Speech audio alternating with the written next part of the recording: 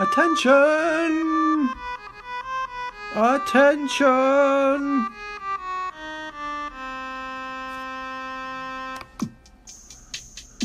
And now we welcome to the grand trivia stage our great leader, our grand Aquarium Emperor, the Triviamaster of this age, the past age, the upcoming age, and ages unknown. Please welcome Grand Triviamaster Fluval. Oh, that was a bad noise. Sorry, Master. Let's try again. Oh, that's not. We must find the noise to pay tribute to all 5 dimensions you hold in your control.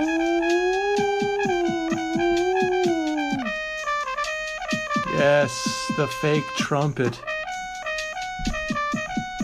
for Fluval. Hello and welcome to Grand Trivia, the only trivia show in any dimension where the points do matter and losing will cost you everything. The only game that punishes you for playing it. I'm Fluval, Grand Triviamaster of the Grand Aquarium Empire, and with me, as always, is Special Intern Cooper. Hello, Special Intern Cooper. I'm so excited to be here in this incredible form, that of suffering and violence. You should be. I'm almost as incredible as you look, Flu. Well, let's not get ahead of ourselves. Look. What? I'm just so stoked to be here. I mean, you should be, because today, this very night, is not what it seems. the owls are not what they seem. And today is the 36th anniversary of Twin Peaks. Oh, it is? Which premiered on ABC on April 8th, 1990. And so that is why the Black Lodge is bleeding into our station, and we are bringing you Twin Peaks trivia. Well, so, what do you mean, Fooloof? Interns always like this. Yeah, no, I've always liked this. I've always dreamed of being more like this. I mean, we are the dreamer who lives in the dream. We are the dreamer who lives in the dream, and it was actually your fault that I became like this when you created the nuclear bomb, Fooloof. Yeah, humanity did this, Fooloof, not me. You specifically, Fooloof. Oh, yeah, you? You're the one who invented the bomb and found that weird bug? Jay Dempson, too. Jay Dempson also created the nuclear bomb. All of you and your obsession with Who's nukes. Emily? This is Special Intern Cooper. Exactly. But you know, this night isn't like other nights because we're joined by a very special guest. You know her, you love her. It's Susie the Frog Lady. You have questions. My frog may have answers. Yes! Clap.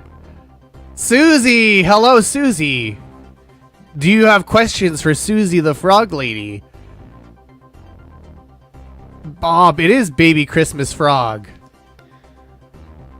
Frog. Freg? Frog. Freg? Frog.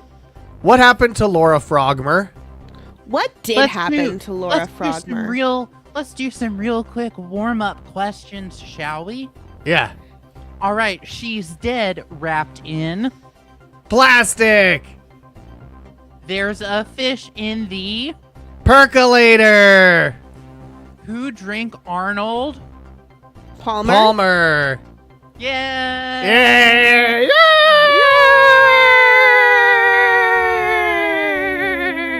Great job, great job. Thank you for those warm-up questions, Susie the Frog Lady. Oh, yeah, damn fine cup of blood. Yeah. No, Yeah. it's coffee. Coffee. Coffee. Coffee pie. Coffee. That's right. This must be where pies go to. Die. Yeah. Hi. You're right, Frog. Thank The frogs. God. Yeah. I love being correct and nothing else. I mean, being correct is pretty great. Oh, what's that, My Hunter? favorite thing in the world. I'm seeing that. Hey, Hunter here. We're watching Grand Trivia on Radio Free Multiverse. Keep rocking. Yeah! I'm glad the frog likes that one. I love it. It's my favorite thing I've seen in years. I love that frog, and I love that it can remain in our lives. Yeah, I hope that you don't end up as alienated from us as Chucko, Buster, Pete, Bob, and Dan are from David. Well, see, I've got a real dirty mouth and a mind of my own. This thing's really crazy. It's been tough. I'll be honest. You shut up. Yeah, like I said, it's been tough. Well, maybe I am okay if you end up not in our lives anymore, Frog. Oh, what you're okay with, you fish? What? Like I said. Whoa. Jamie, you gotta stop that, brother. You gotta calm You down. gotta take a chill pill. You gotta calm on down. Okay, fine. Good. Well, hopefully this will be the start of some wonderful collaboration. And you can join. hell? What? Was that David Lynch? Yeah, You yeah, can- that was David. You can join our game by going to crowd.live and entering the code DVACK, where you'll get to play against How Did a Missy Get in the Percolator? Big Fed's Gas Farm. Making the government pay for my Denise surgery. Yes. Which I believe is Wavius. Those Jinkos you like are going to come back in style. Ooh. Twin Peaks, more like Suffer Geeks. Ho. Dozens of donuts. I know even less about Twin Peaks than I do Farska. What's Farska? Oh, were you trying to type Farscape? Because if so, you'll want to join us this Friday for Sci-Fi Friday's Farewell to Farscape, starting at 3 p.m. Pacific, 6 p.m. Eastern, where Emily Pineapple will watch the last 11 minutes of Farscape and do other things. Why is We're there gonna- no Fresca command? Maybe on Friday you can make yourself a Fresca command. Maybe we can. This suit burns better. Look. Is in 8th. Olara Ooh. Palmera Kowalmera in 9th. And what the hell in 10th. So yeah, join our game of trivia. You're not ready to say goodbye to Farscape, yet you're so ready. What do you mean? How can you be ready to say goodbye to Farscape? I can't get my head around that. There is never a goodbye. It's never a good time to say goodbye to Farscape. Not a one. Scream, you scream, we all scream for ice cream. Thank you for screaming for ice cream, Missy Information.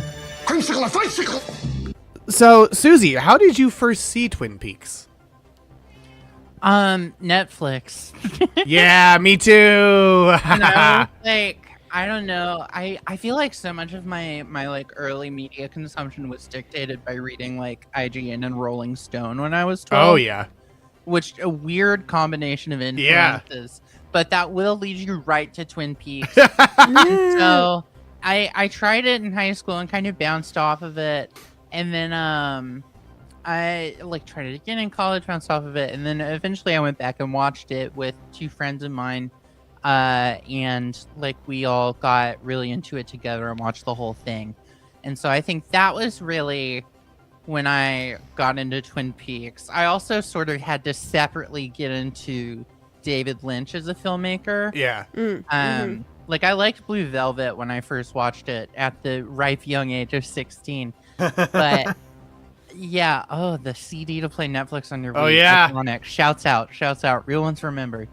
Yeah, I think like getting into the rest of David Lynch and also just like being more willing to accept like the weird goofy shit in Twin Peaks. Like I think Yeah. when I was younger I was like, what is this? Like I want an explanation. And whenever I got back to it and I was older, it was like, okay, well there may just never be an explanation and I should just roll with it. That was Intern Forrest had a similar arc of trying it. Well, first time Intern Forrest tried to watch Twin Peaks, he fell asleep during the opening of the pilot. But then intern Emily Pineapple Yeah. was coming up on very, very strong anti-pain medications for chronic pain and could not do anything else and was like, you know what? Maybe now is the time. And you know what? That was the time to be watching Twin Peaks and coming in and out of a dream. And No. as soon as a lady became a knob on dresser furniture, she was like, Forrest, you need to sit down. We're starting this over when we're watching it. And it's so good. And Intern Force did try to watch it again after falling asleep. And then it just, I think the dream logic just didn't click with him. And people pitched David Lynch to him as like, look at this dark, serious filmmaker, not look at this weird, funny little guy. And that's exactly what you need. People really underrate the comedy of his movies, like especially, I don't know, like all of his work is funny in a way. I'm at least a lot of it. I don't know. Some of it, like, I mean, some of it is not as much for sure. Yeah. But I think Twin Peaks is also, people attribute a lot of it to David Lynch, but I really do think so much of the sort of American esoterica stuff is coming right from Mark Frost. Absolutely. And his personal interest in like aliens and that sort of like where folklore meets sci-fi kind of stuff. A lot of that is very Mark Frost, and like I don't know, I really think Twin Peaks is so much a product of the two of them. Like especially, you know, in The Return when it's just both of them. Like obviously David's going off as a director, but there's so much just goofy lore shit. And just I don't know. I think appreciating that show is almost a parody of soap operas. Got me to start like lock in to the world of Twin Peaks. That helped me, and I think you're absolutely right that it is the Mark Frost sort of contributions are underappreciated, because especially if you like read any of the books and stuff, it's like, oh, you see how much he was bringing to it, and how, but then also conversely, you like feel Lynch's absence, and it gives you the greater appreciation for how great it is when they're both able to work together and actually contribute both. It was funny. Intern Forrest actually got into an argument this weekend about what is Twin Peaks about, because a friend who had not seen it told him it's about conspiracies and Project Blue Book, and Intern Forrest was like, I mean, those are in it, but like, it's not what it's about. Yeah. Honestly, saying it's about America is pretty much, I don't know. I feel like it's either an accurate way to sum it up. What Intern Forrest said is it's about David Lynch's inability to understand the evil that men do. Yeah. And like him trying to grapple with it and not doing a good job of coming to any conclusions. That's also Lost Highway more specifically, but yeah. I do really recommend Catching the Big Fish, David Lynch's book about meditation. Just for the anecdotes of him being like, I watched the OJ trial and was like, that doesn't make sense to me. He's so happy afterwards. What? Why would anyone How could that be possible? After committing a murder? If I committed a murder, I would not be happy. A murder. Yeah. Oh, wait. You wanna? Do you have I love murder. I love to kill. I have an insatiable bloodlust. Thank you, Frog. Yeah, you know. That's Frog for you. I mean, look, I'm not saying I would be upset. I also wouldn't. I would destroy a planet and then laugh the whole day long. But, you know, we should see... Oh, yeah, also On the Air was very fun. What the hell? Oh, it was your sitcom, David. You and Mark Frost did a sitcom. Twin Peaks is about picket fences and the paralysis when choosing a pie flavor. That's absolutely key. And you're all going to experience suffering almost as painful as that, including how did Missy get in the percolator, Big Fed's gas farm, making the government pay for my Denise surgery, those Jinkos you like are going to come back in style, Twin Peaks, more like suffer geeks, dozens of donuts. I know even less about Twin Peaks than I do Farscape. This suit burns better. Look. Oh, Laura Palmera Koalmera. What the hell? Blog.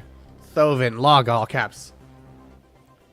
But Doctor, I am Poglia Hunter. And Pabst Blue Hunter. And you might not know this, That was actually the hell? crowd per gong reversed. Whoa. Well, recorded in reverse and then reversed to be forwards. But here we go.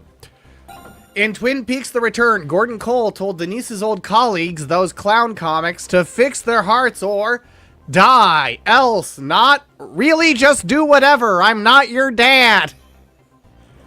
What the hell? Which of these did Gordon Cole tell Denise's old colleagues, those clown comics, to fix their hearts or do? Ooh, starting off hot, says Well Howdy Partner. Ooh. Damn, I'm glad we don't have any clowns nor comics in the audience. Hell yeah, says Any Masker clowns Mask. or comics, get out of here. Get out of here. Get out. This ain't your place. Comics, you should go to CBS in the Colbert time slot after he ends, because that's where you'll be unleashed. Thank you. What's that guy's name? Byron Allen, who also owns the Byron Weather Allen. Channel. What? Wow. Byron Allen is paying to rent the CBS time slot that previously was belonging to the Late Show once it ends. Wow. Capitalism will save us. It will. It really will. Shh, says Hunter. I've only seen the first 7 episodes of Twin Peaks. Well, this isn't in that. So, let's find out by hearing the quote directly from Gordon to find out. Well, actually, no. First, let's see what you said. There's an order in which we do these things, and while David Lynch can go non-linear and non-narrative, we're not doing that right now. 8 of you said die, 2 said else, 2 said not, 0 said really just do whatever, I'm not your dad. And so let's find out the correct answer. Before you were Denise, when you were Dennis, and I was your boss, when I had you working undercover at the DEA, you were a confused and wild thing sometimes. Sometimes. I had enough dirt on you to fill the Grand Canyon. And I never used a spoonful because you were and are a great agent. Great one. And when you became Denise, I told all your colleagues, those clown comics, to fix their hearts or die. Yes, and as I've said many times before, Gordon, I can never repay you enough for that kindness. That's right. The correct answer was die. I do love that quote, and I love that David Lynch included it. So the correct answer is die. It's also worth noting the context of that scene, which is Gordon Cole being like, Please, I want a fuckable young woman on the team. Yeah. Let her there, please. Oh, God, please. Let this hot young thing join our team, much like the 30-year-old I'm married to who will be in this series. And then I will collaborate with her on her album. Yeah, that's it. yeah. I mean, it's just funny. It's a great It's quote. very funny. It's a great quote, but it is so fun. And that's maybe the most David Lynch scene. Yep. Yeah. It's like him being a little horn dog, but also being like, look, hey, haven't I stood by you? Haven't I been cool? Yeah. I just did a little bit. It is very, it is. 50, sir. It is like David Lynch is looking out of the screen and being like, hey, I mean, also, no one's made allegations against me, so can't I just work with you hot young women and have it be fine? It's so David funny. Lynch. The duality of David Lynch. Yeah. Where's the chubby bunny clip?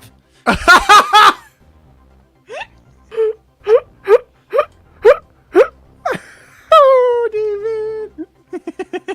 Oh, David. What a man. What a man. What a man he was. And what great players you are, because most of you did get it right. 8 of you got it right. So as we go to our leaderboard, we see how did Missy get in the percolator is in first place. Those Jinkos you like are going to come back in style in second. This suit burns better. Look. In second. No negatives on that first one. No. We're subverting your expectations. Making the government pay for my Denise surgery in fourth. Pabst Blue Hunter in sixth. I know less about Twin Peaks than I do Farscape in seventh. Dozens of Donuts in eighth. Big Fed's Gas Farm in ninth. Twin Peaks, more like Suffer Geeks in 10th. Apollo Palmer Koalamura in 11th. Blogtoven in 12th. And but Dr. Amapaglia Hunter in 13th. Yeah, he was on the Cleveland show so much. Frog, would you ever appear on the Cleveland show? I'd be on it in a heartbeat, but personally I would love to be on American Dad, or maybe my favorite Seth MacFarlane project, the TED TV show on Peacock. Who would you want to play?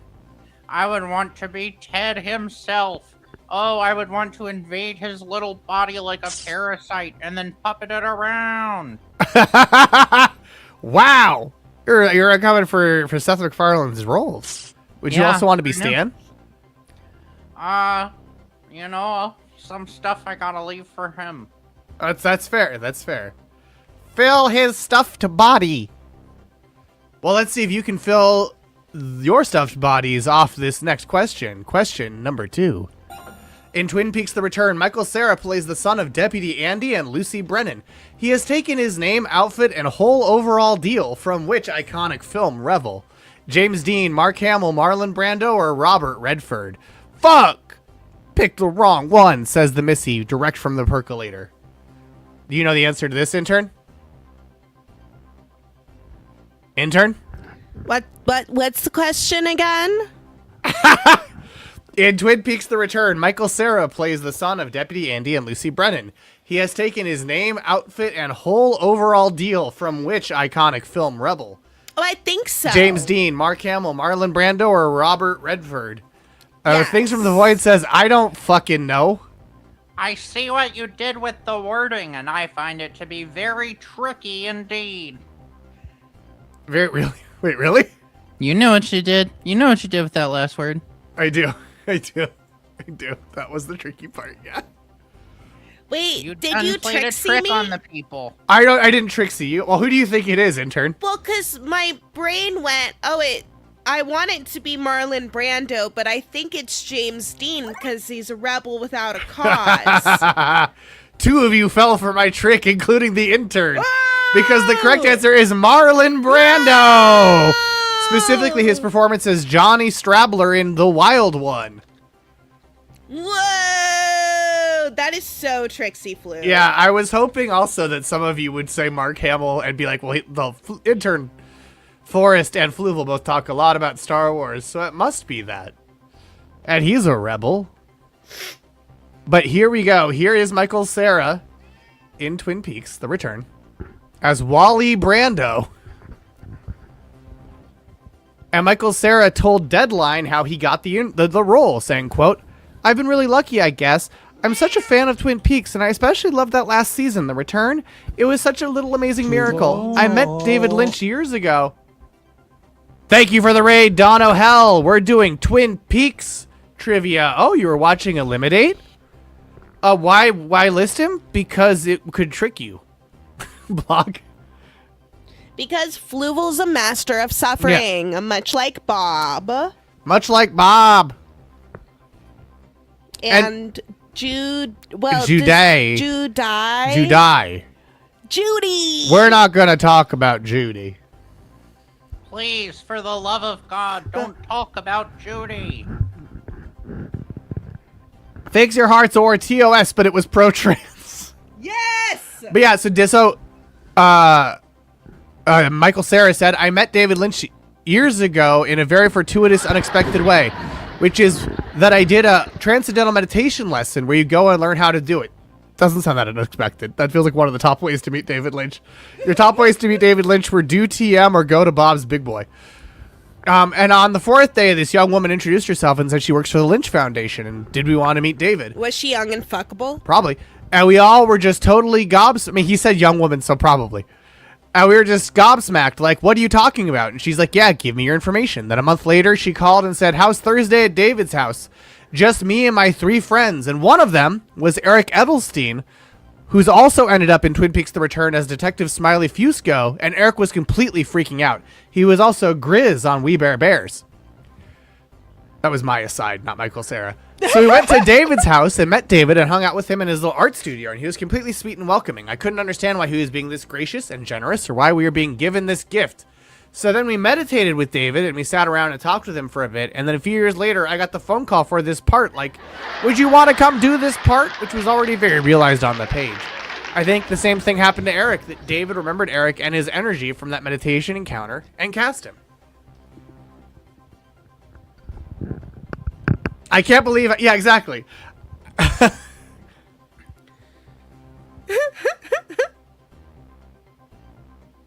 It's like, so I met Quentin Tarantino in the most unexpected way at a foot festival.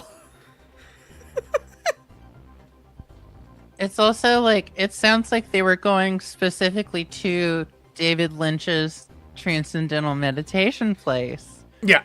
Which is even more just like, I'm feeling like, I can't believe I ran into Quentin Tarantino at the New Beverly. Yeah, you're right. That is the better, yeah, that is the better comparison. It's so funny how he's trying to play it off, and it's definitely like, you knew that was David Lynch's meditation place, and we're like, oh, cool.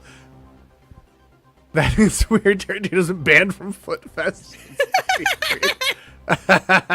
Well, because they're trying to keep it, you know, private. And Tarantino, if he went to Foot Fest, he wouldn't shut up about it. No. He would want to film a movie there.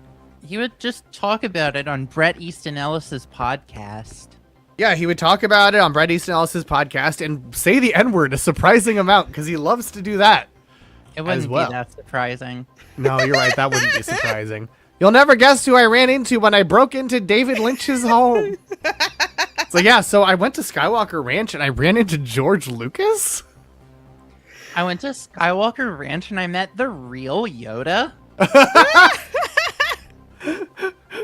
went to Skywalker Ranch and I saw the real Cuck Dome.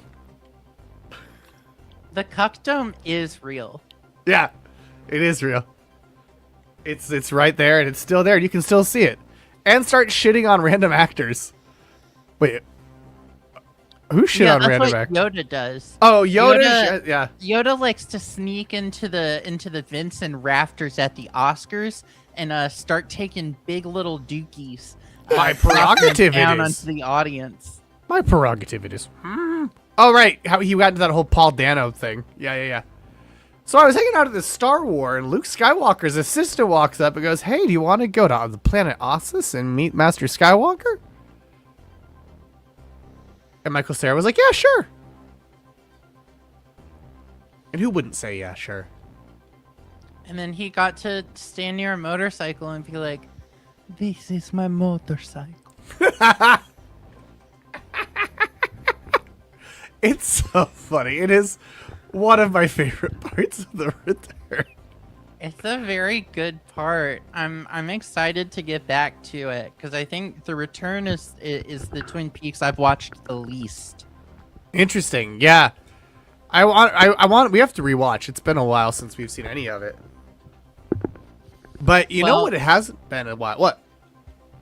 Oh, I was just going to say that the Twin Peaks book club on Planet Scum is currently going. We're not even that deep into it still. I think we're just now starting season 2. So if you want to check that out, you can get involved. We won't get to the return probably until this summer. So yeah. If anyone just wants to watch the return, you've got them in. We will let you all know when Susie reaches the return, but you don't have to wait. You can join now. Now. You now know what else is when the fish ends up in the percolator. That's right. And are you going to do Fire Walk with me as part of this? Oh, yeah, obviously. Okay, good. Yeah. I also plan to make everyone watch The Missing Pieces. Yes! Because they're necessary, kind of. They are. Mostly. And there's another piece of media that I'll ask about a little later on in tonight's show because it's the subject of a trivia question, and I'm wondering if you're going to make everyone watch it. But before we do that, we got to go to our leaderboard. Well, that's true. You can't do it without everyone committing to read the diary. Books are optional. Books are optional. Yes. But you know what's not optional is the fact that making the government pay for my Denise surgery is in first place. Those Jinkos you like are going to come back in style in second. Pabst Blue Hunter in third. What the hell in fourth? I know even less about Twin Peaks than I do Farscape in fifth. Dozens of donuts in 6th. Big Fed's gas farm in 7th. Oh, Laura Palmera Koalmera in 8th. This suit burns better. Look! In 9th. How did a Missy get in the percolator in 10th? But doctor, I am Poglia Hunter in 11th. Logo or Log-O in 12th. I have no puns in 13th. Blog Thovin in 14th. And Twin Peaks, more like Suffer Geeks in 15th as we go to question number 3. Garmin Bosia, a substance made of pain and suffering, which is consumed by spirits, including the arm, who looks like this. Looks like which canned food? Black-eyed peas, creamed corn, spam, or tuna fish? I knew you were gonna ask this. Of course. It made too much sense. Of if course. If you didn't ask it, it'd be a little weird. Unless you'd already asked it in the previous Twin Peaks trivia. Well, that's what's great, is this is a returning question. Oh, holy mother of God.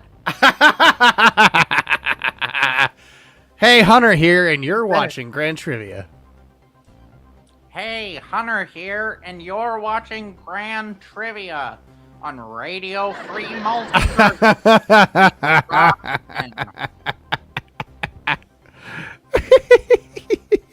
You're not Hunter, you're a little frog. That's true, you are a little frog. What do you say to that? Well, it's hard to deny, seeing as I am a little frog. Hey, Hunter here. We're watching Grand Trivia on Radio Free Multiverse. Keep rocking. The camera's zooming all over the place. Oh, boy. That was not what I meant to do with that, huh? Intellectual free zone. And you know what? Sometimes it is. Sometimes it is an intellectual free zone, and But it's not a suffering free zone. oh, certainly not a suffering free zone. Certainly not that. Especially when you. Oh well, I mean it's a little light on suffering, I guess, because 8 of you said creamed corn, and that is correct. It is in fact creamed corn. That's a heavy majority. That is a heavy majority. You're right to point that out, Frog. A solid 2/3 of responses, it seems. And here on the Twin Peaks wiki, Margaret Lanterman says, where does creamed corn figure into the workings of the universe? What really is creamed corn? Is it a symbol for something else? Garmonbosia was a substance that resembled or indeed was creamed corn. The term Garmonbosia was synonymous with pain and sorrow and is a source of sustenance for certain spirits, including the arm. While sitting at a Formica table above a convenience store with Bob, the arm smiled at several bowls and plates of creamed corn sitting before him, identifying them as Garmonbosia. Philip Gerard, a host for the Spirit Mike, accused Bob's host of stealing corn that he had canned over the store. In the original shooting script for Twin Peaks Fire Walk With Me, the term Garmonbosia appears in the final scene featuring Bob and the arm inside of the Red Room, but also in the scene where the arm first appears in the movie while seated in front of Bob. The phrase in the script is simply Garmonbosia, corn. The clarification that the word refers to pain and sorrow appears only in a finished film and then only in the on-screen subtitles. And the name may be inspired by ambrosia, the food that was said to sustain the Greek god's immortality. And Garmonbosia and cream corn contrast with the chosen food of good people, donuts, cherry pie, and coffee. Especially coffee. My frog has a question for the audience. What 90s power pop band named a song after Garmonbosia? Great question. Chat, do you know? Does anyone know? Does anyone know? I'll guess not. It's the band Super Drag.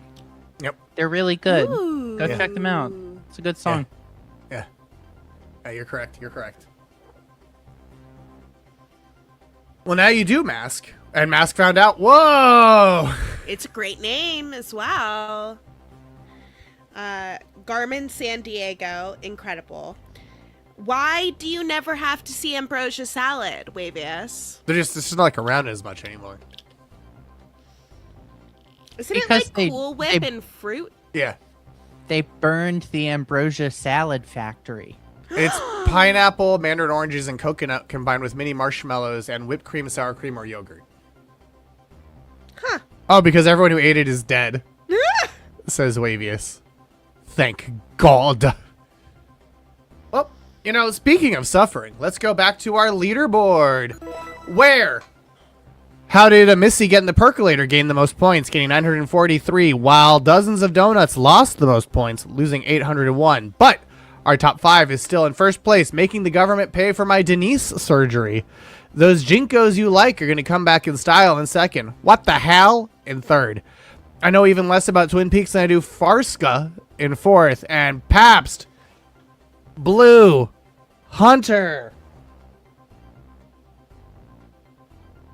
in fifth place. As we go on to question number 4. Which of these USA TV shows made a Twin Peaks homage episode?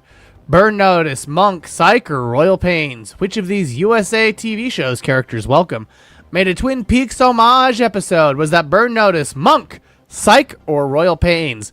Intern Forrest saw this before he ever saw Twin Peaks, so it all went over his head.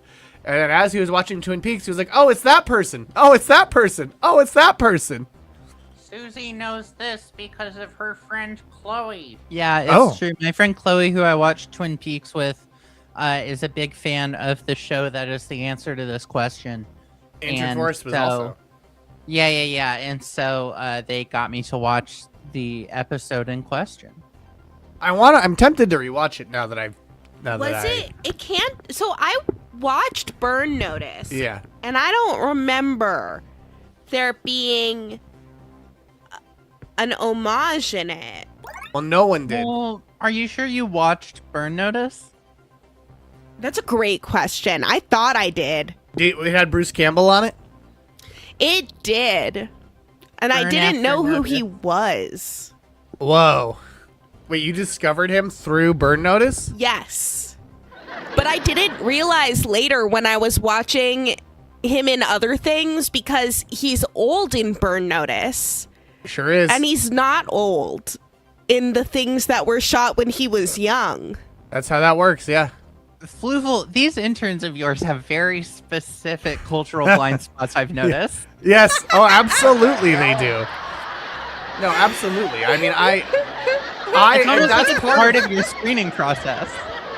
Well, why it doesn't cause me problems, and it makes them suffer when they realize how much culture they've missed out on.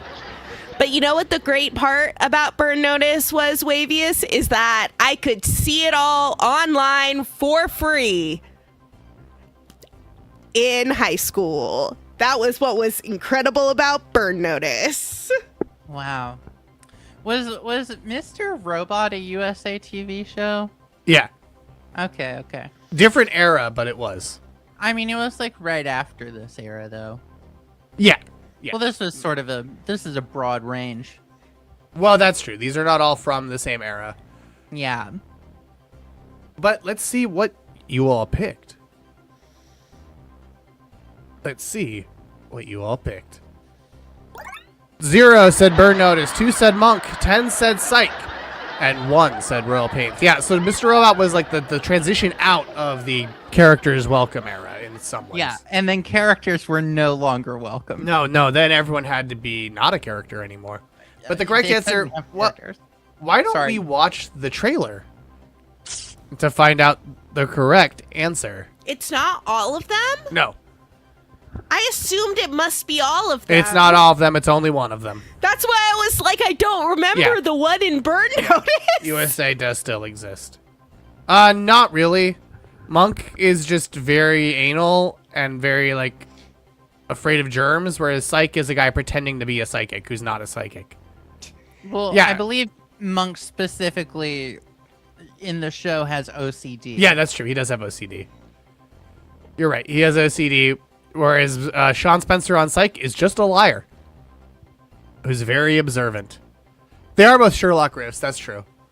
In all my years of police work, I've never seen anything. Oh yeah, exclamation mark trivia. It also is pinned in the chat. So as you can see, the correct answer is Psych. Like it. I know. on December 1st. I know, Paula Merrill. Don't miss the tribute to the groundbreaking series, Twin Peaks. 3 cinnamon pies, please. Damn fine cup of cider. And it's a damn fine episode. Epic. Psych, all new and supersized Wednesday, December 1st at 10 on USA. Characters welcome. What happened to Pluto? Yeah, they openly advertised that it was a tribute to Twin Peaks. And as you saw, they got a ton of actors back, and it was called Dual Spires. Yeah, that was a fun episode. Oh, yeah, Pluto's not a planet anymore. That's what happened to it. Oh. Yeah, and then they did like 4 Psych movies. The fuck? They did like too many Psych movies. Yeah, they did 4 Psych reunion movies. And one of them, there was... oh, they did 3. 3 Psych movies is still too many Psych movies. But Psych 4 is coming TBA. They did Psych the movie, Psych 2, Lassie Come Home, and Psych 3, This Is Gus. Monk the show was bleak. Monk the movie is bleaker. It's Monk after COVID. Ah. And yeah, it was Monk's Last Case, a Monk movie. And yeah, Monk has like completely returned to how he was at the start of the series. Because on the show, his OCD habits subsided after he solved the murder of his wife, Trudy. But then COVID reverts him back. Because that's how fucking mental illness works. Yes. Right? It's not linear. And when you're a cop, the cops aren't nice to you about it. No, SFPD would never do wrong by any of their officers. Certainly not. Jesus. That's what I learned by watching USA Characters Welcome. Intern, what do you mean? I don't hate Psych. Intern Forrest liked Psych back in the day. People in the chat have been hating on Psych. Oh, okay. Oh, I see. That Psych was just 0 effort reference episodes 60% of the time. There was a lot of reference episodes. And then Monk should have ended with him discovering the oh god. That shocked me when I learned that. Wait, that was the same actor. Really? Yeah, it's the same actor who was Buffalo Bill in Silence of the Lambs, who has, and he's since come out. One of them's old. And he has since come out and been like, yeah, we probably shouldn't have done that character that way. No, they shouldn't have. Yeah, which I appreciated that he acknowledged that. They should have fixed their hearts or died. Yeah. Oh yeah, that is the way to do it. Psych is not like a serialized thing. I mean, it kind of is, but it doesn't matter. He is a good actor. And you know who else was a good actor?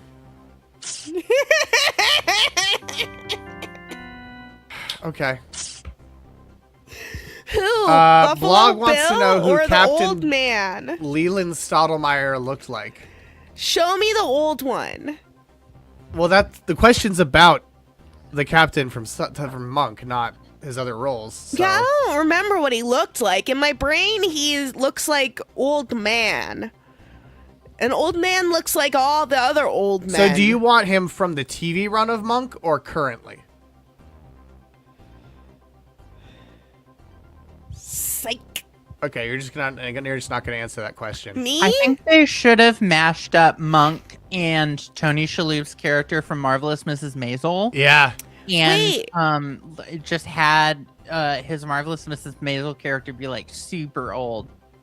Did you watch Franklin and Bash, Wavius? But I agree with you. I agree with you, Susie. He looks like Better Call Saul. Doesn't he? I see it. I don't not see it. He looks more like the weird blonde, like super thinning hair, like should be bald but is somehow not bald thing. Is that him? This is Bob Odenkirk in Better Call Saul. I'm so correct. Yeah. Wow. Wow. Even I was shocked at how correct I was. Yeah, it's not even thinning. It's just very receded. It's TV balding hair. And one of them has a mustache and this one doesn't. So usually that would completely throw me off. Okay. Also, like, blonde adult actually, men, wild. Look at this. Okay. So there.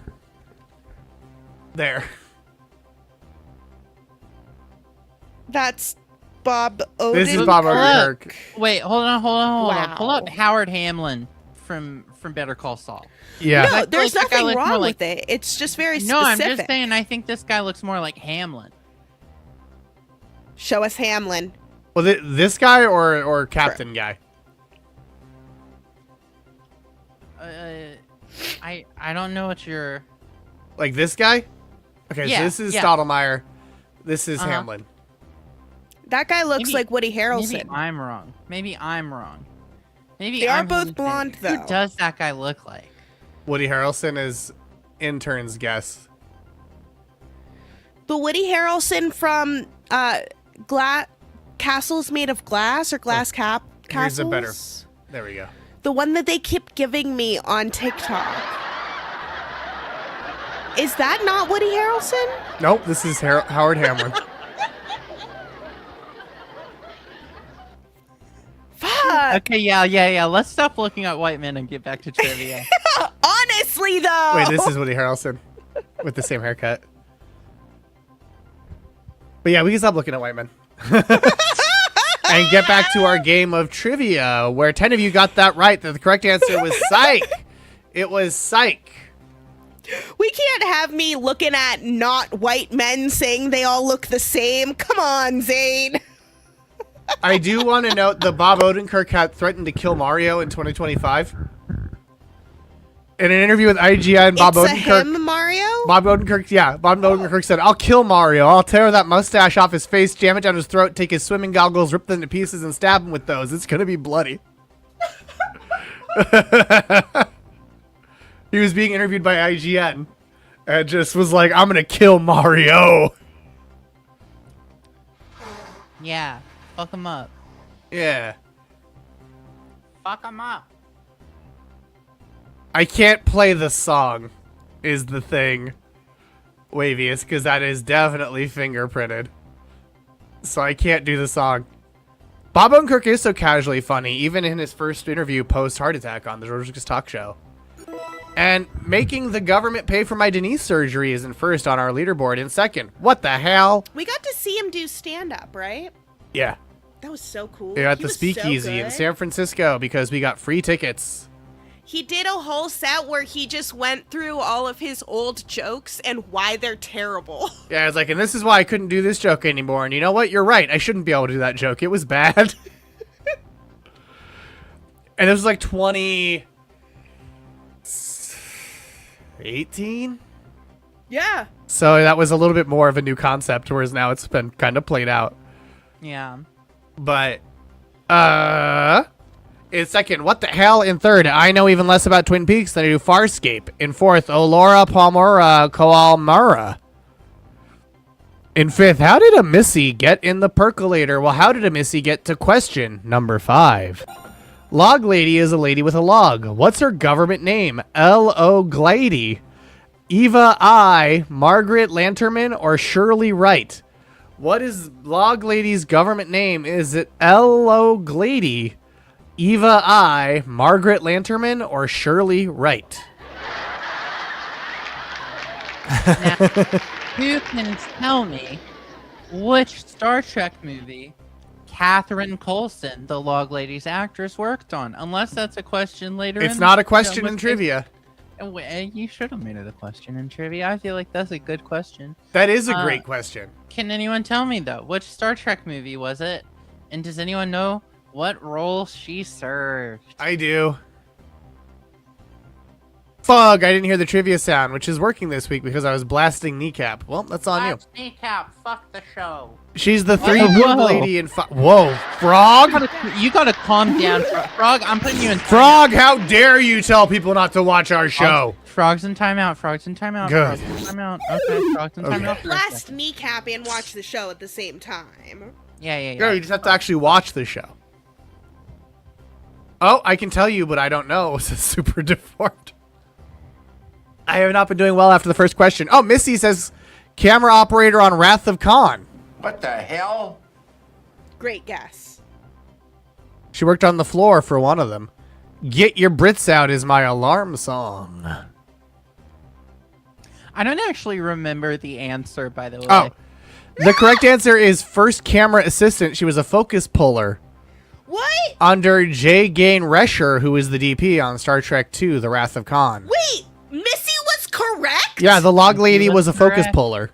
I thought that Missy was being facetious. No, Missy perhaps Missy was being facetious, but Missy was right. What? No, the log lady. Yeah, Missy just knew it. Well, I knew she worked on a Star Trek. I was pretty sure. I knew she worked on the camera crew. I knew it was either 2 or 3. Yeah. But I could never remember exactly which one. And yes, Catherine Coulson did crew for a few productions. She was friends with Lynch, and she was also, if I remember correctly, married to, God damn it, what's his name? Jack Nance. Yep. The actor who played Pete Martell in Twin Peaks, and also Henry in Eraserhead. That's all of that is accurate. And now let's see the government name of the character she played. 3 said L.O. Glady. 1 said Eva I. 8 said Margaret Lanternman, probably because I read the answer out loud earlier. Oh, you did? Yeah, I don't know if any of you were paying attention. I read it out. Clearly not I. But I didn't say that was that character. But that's a really good hint for a future answer. And D of you said Shirley Wright, and the correct answer is Margaret Lanterman. And of course, she shines a light in the darkness of Twin Peaks. David Lynch came up with the log lady before he created the rest of Twin Peaks and always wanted Catherine Coulson to play her. The idea for Log Lady was conceived by Lynch during the production of Eraserhead in the 1970s when he had intended to do a television series called I'll Test My Log with Every Branch of Knowledge. He presented the concept in such terms, some of it was reused while other ideas were scrapped. It's a half-hour television show starring Catherine as the lady with the log. Her husband has been killed in a forest fire and his ashes are on the mantelpiece. With his pipes and his sock hat, he was a woodsman, but the fireplace is completely boarded up because she is now very afraid of fire. And she has a small child, but she doesn't drive, she takes cabs. And each show would start with her making a phone call to some expert in one of many fields of knowledge. Maybe on this particular day, she calls a dentist, but she makes an appointment for her log.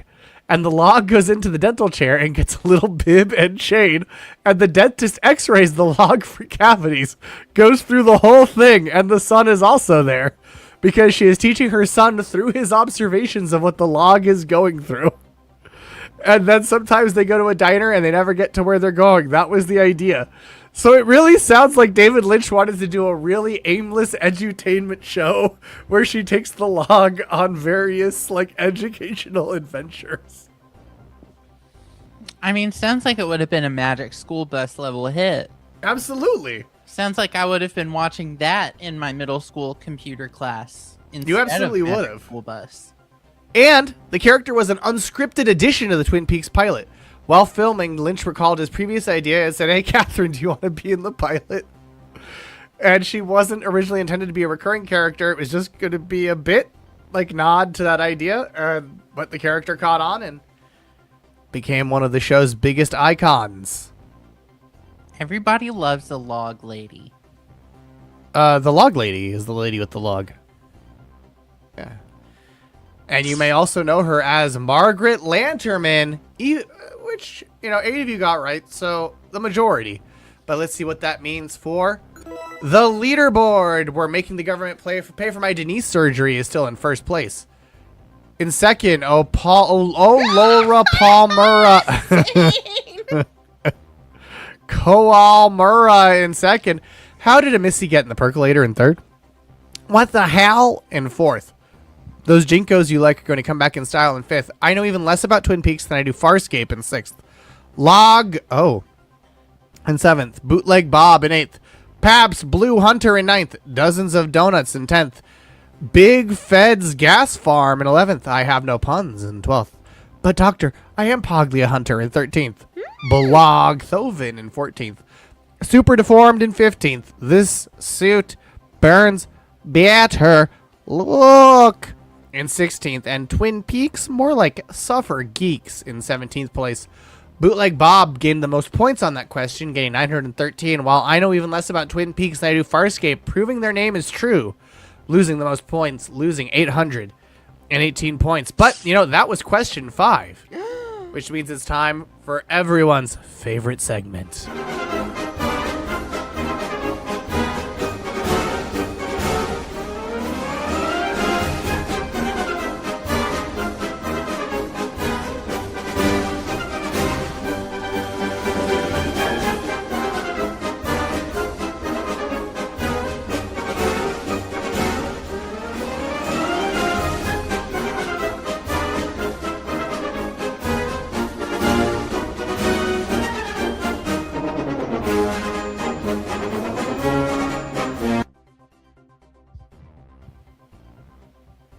That's very true, Wavius.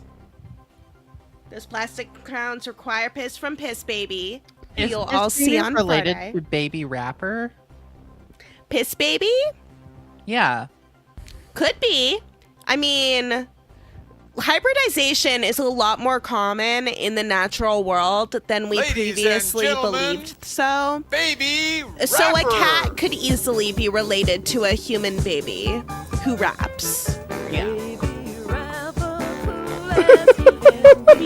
Baby rapper, yep, baby rapper. Baby rapper, yep, baby rapper. It's funny because the baby never raps. It's so true, he never raps. You don't know the baby's gender. Arguably, You're right. No one knows You're right. the You're right. baby's That was gender. I made assumptions. Oh wait, don't they? Every baby's gender is baby. Every baby's gender is baby. Babies, I know. Do babies have a gender? Not really. No, they truly don't. Now, They have genders baby assigned rapper to is them. gonna They don't do know his it. impersonation They're of babies. the Okay, so it was baby. actually it was the narrator who made the assumption. I merely unthinkingly repeated it. Well, the narrator is full of shit. I agree. But I'm not endorsing it. I'm just saying it's the narrator who was wrong. I have some questions for you all. Oh, what are they? It's time for my questions. Do you have questions on this show? This is my first question. Oh, I see. Yep, Do you all see my question? I do. Whoa. Yep. That's exactly what's happening.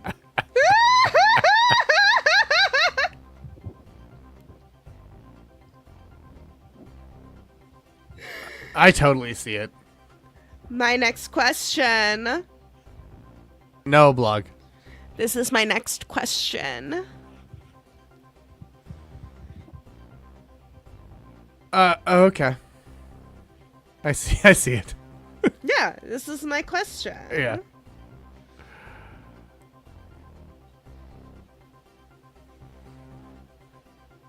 The first letter from each word gives you the answer. Maybe. Yeah, this answer's just screams. So, I mean, screams is often the answer in David Lynch work. Next question. Oh, yeah. This is my next question.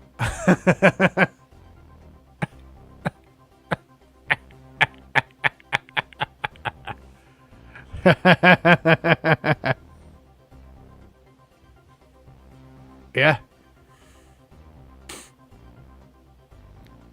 General Hammond. Right? Oh, yeah, General Hammond from Stargate. It was the show we're not actually- watching. When that guy started saying things and it was all just like real alien abduction things, I was like, oh shit, yeah, fuck yeah, Twin Peaks. The next question.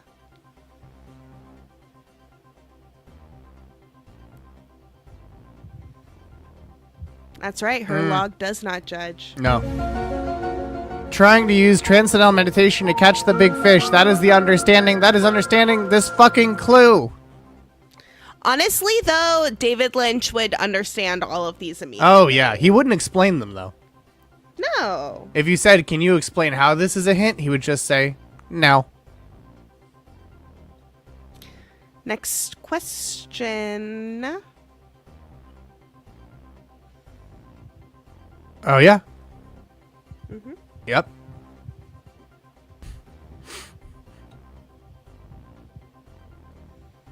I can see your hints this time.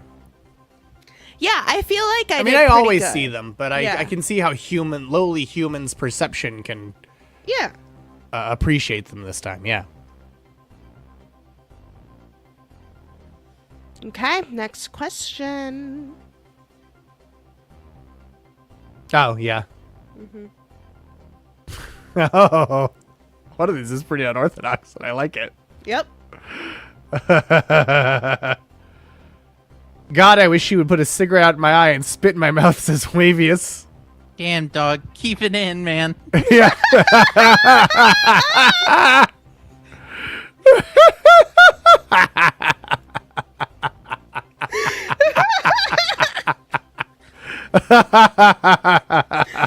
What's crazy is that that's actually what David Lynch had on the casting call.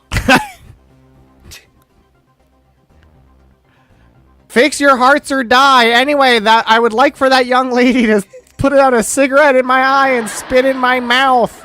I will say, rewatching the first season, it's like there's so much stuff with Audrey where it's like she's just like shows up naked in Cooper's bed, and then one of the cliffhanger endings of an episode is you wondering whether or not Coop is gonna fuck a teen. Yep. Yep. Yeah. And just being like, what the It's so weird. It's so weird. It's something. It's a real trip of a work. It's Yeah. a real thing. It's Yeah. beautiful. Yeah. Yep, that's Piss Baby. That is Piss Just Baby. fucking up the mic. Yeah, Wavius, the FBI would never do something immoral, right? Never. Right? And those are my questions. Those are your questions, which means this has been...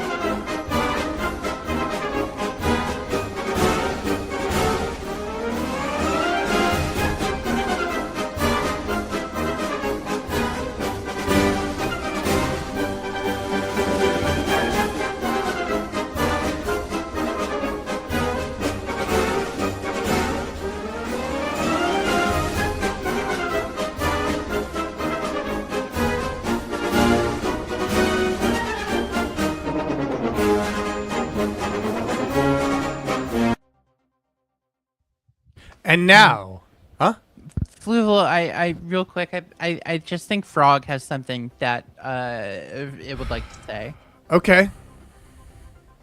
I would like to apologize to Fluval the Fish for my words. Okay. I can accept that.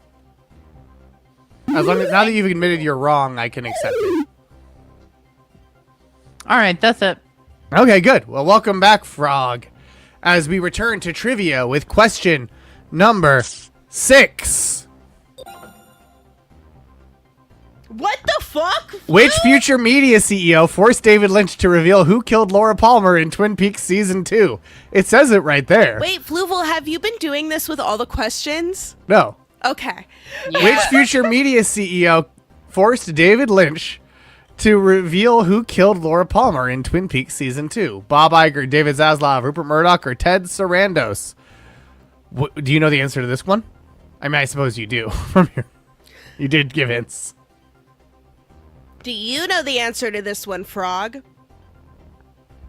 I am unfortunately acquainted with the person in question. Interesting. We This met one was in a invented by a bathroom. writer. Oh, maybe, Missy. Maybe. Well, let's see what the answer is, since we all know. Let's see. Okay.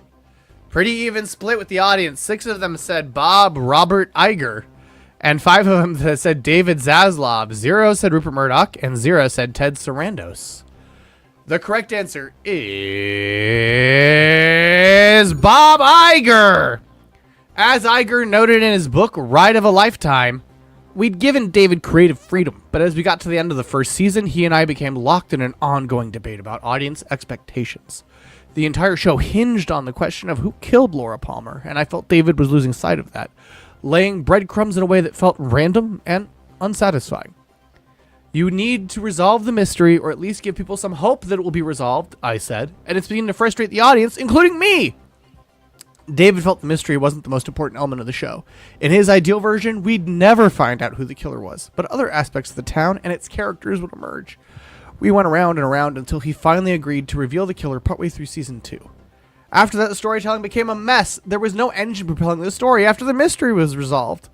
Looking back on it now, I'm not convinced I was right. David might have been right all along. Who would have thought David Lynch knows more about storytelling than Bob Iger? Wow. Who would have thought that he understood what made the show work? Right? I might have been wrong. Now, do you know who I think probably would have known better than David Lynch? Is Bob Iger's Zootopia 2 character, Bob Tiger. Because Bob Iger provides the voice for male tiger weather. I don't know why I said male. They said male tiger. The tiger weatherman, Bob Tiger, who does a fur cast and says today's weather is again everything. And he's a weather mammal. To hear my friend Bob appear in Zootopia 2. I think it's great when CEOs force themselves into their company's products. I'm glad you appreciate that, Frog. I didn't go see Zootopia 2, so I really don't. Great point. News to me. David Lynch loves a weather report, too. It's once again Bob Iger trying to steal David Lynch's greatness and claim it for himself. It's true. And it's because Bob Iger was a weatherman before he took over as an executive, became an executive. He does have big weatherman energy. He really does. And it's also, as Podcast The Ride pointed out, very funny that he's like, "What? I used to be a professional weatherman, but I'm not going to do the Michael Eisner thing. Of, hello, I'm Michael Eisner." Here's young Iger as a weatherman. Do you think young Iger will be the next young Sheldon? I do. I think it'll also be the next young Rock. Now, and we'll tease Bob Iger's run for the presidency. Which one of these, by the way, is Bob Iger? The one holding the folder. Got it, because that's 3 men. Yeah. And you said One of them is Bob Iger. Yeah. Yeah. They're all Bob Iger. All 3 men? Yeah, they did a fusion dance and became Bob Iger as we know him. Oh, got it. Yeah. One of them is that comedian from Bored to Death, and the other one is Jim Henson. So one's Jason Schwartzman and one's Jim Henson? Yes. Yeah. We're looking at white men again. Hey, that's Hollywood. Historical white men this time, yeah. I mean, yeah. Is that... Yeah. Yeah, you're right. You're right. But, Studio Cat, don't get where Intern's foot is. Studio Cat, be free. Exactly. Be free, Studio Cat. Be free to roam the leaderboard. We're making the government pay for my Denise surgeries in first. How did Missy get in the percolator in second? Oh, Laura Palmera Koalmera. Oh, they're in third. Those Jinkos you like are going to come back in style in fourth. And Bootleg Bob in fifth. How did Missy get in the percolator game? The most points on that question, gaining 871. While Twin Peaks, more like Suffer Geeks, lost the most points, losing 742 points. As we now go to question number 7. Dale Cooper and Sheriff Truman were part of which secret society dedicated to combating the darkness that surrounds Twin Peaks? The Bookhouse Boys, the Church of the Red Museum, the Millennium Group, or the Kindred? Now, you may also know the answer to this question if you were paying attention to live music in Starkville, Mississippi during the year 2018. That's true. A group bearing this name performed multiple times, largely at the 929 coffee shop, which does not exist anymore. Ugh. R.I.P. to the coffee shop. It was one of the town's main employer of trans people. And God. The shop that replaced it is real weird about that kind of stuff. Yay! Oh, so the shop that replaced it is a real Pete's Coffee. What? Pete's Coffee is a berry, a chain that... sorry, not Pete's. Pete's. Phil's Coffee. Phil's Coffee. The regular Phil's Coffee.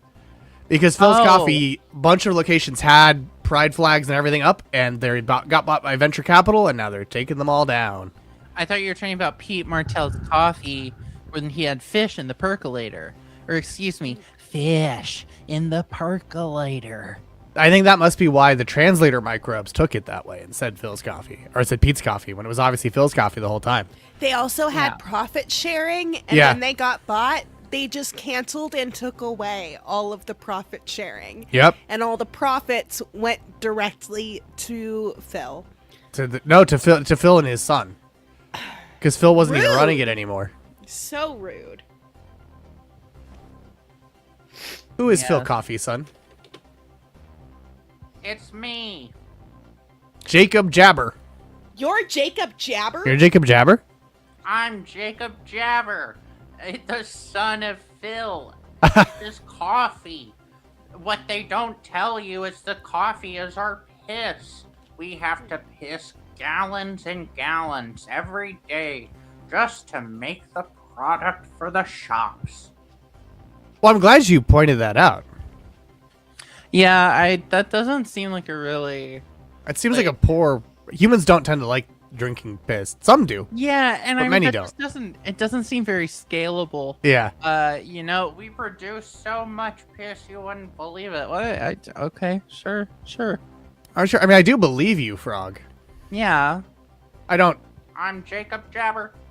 Jacob, I do believe you, and I do like that you're inflicting suffering on humans, but and in an inventive way. Like, they're never going to see it coming that all their coffee is piss. What? I only charge $10 for personal consultations. Well, yeah, I mean, which form of Jacob Jabber? I would guess that it's $10,000. Price is Right's rules, 10,000. 10,001. Fuck you, Fluval. Wait, it's Phil's with a Z? Yeah, Yep. It's Phil's with a Z. Huh. Yeah. Starting at 650. Oh, then, well, of course, Jacob himself gets it. Thank God. We both went over the frog's guess. The +1 trick is pure Fluval tech.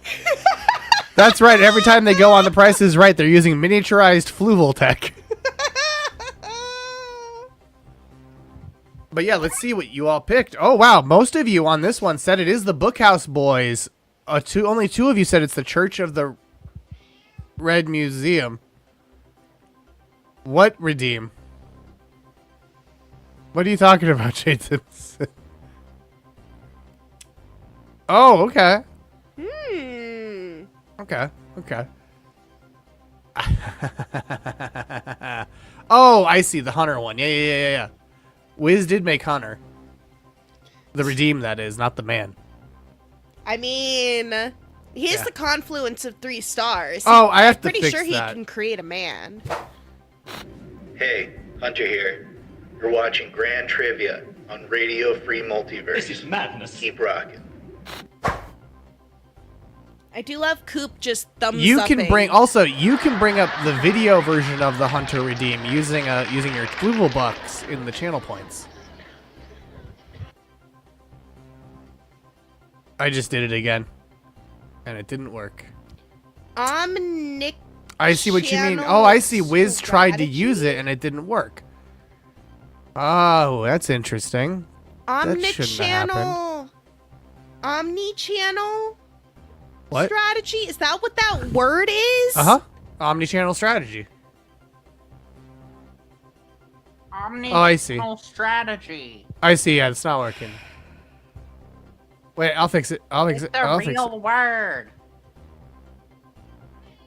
Try it again. Omnichannel. It should work now. That is what you said, Jay Dibson. And you know what? I'm glad you said it, because I got to fix it.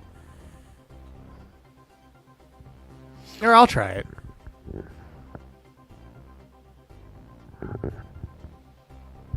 There it goes.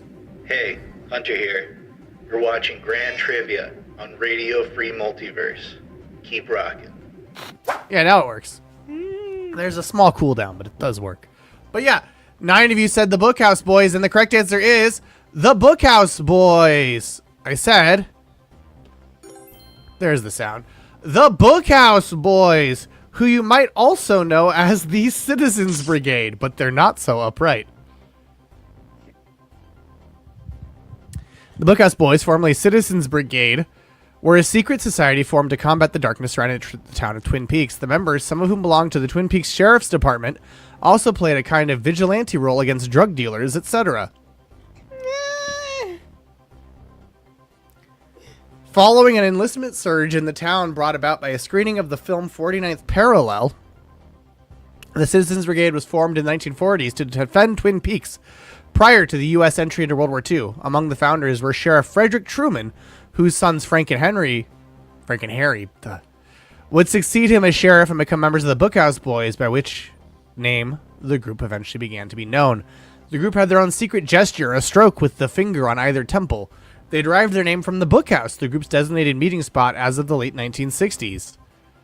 While not initially aware of the existence of the Black and White Lodges, the Bookhouse Boys had long known that there was a kind of evil surrounding the town, which caused dark and unusual events to occur. They believed this might be part of the price the town had to pay for all the benefits that came from its comparative seclusion from the modern world. Yes, they did come up on both Twin Peaks Trivia 1, David Lynch Trivia, and this trivia.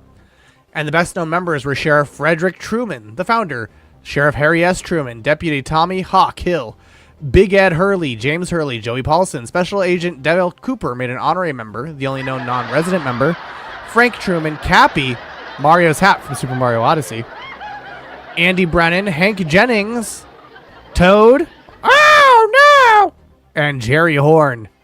The 7 members of the starting lineup of the 1968 Twin Peaks High Lumberjacks were all in the Bookhouse Boys, and Lucy Moran bought the books for the organization. Seen here is a bunch of the members. I just don't understand why they call themselves boys when they're all grown men. Great question. It's sort of like when hardcore bands call themselves like blank kids, like something kids. Yeah. That's an accidental guess to a friend of mine, and I love them very much. No, they should have been like the Bookmen, the Bookhouse men, or the Bookhouse people, or like the God, what's the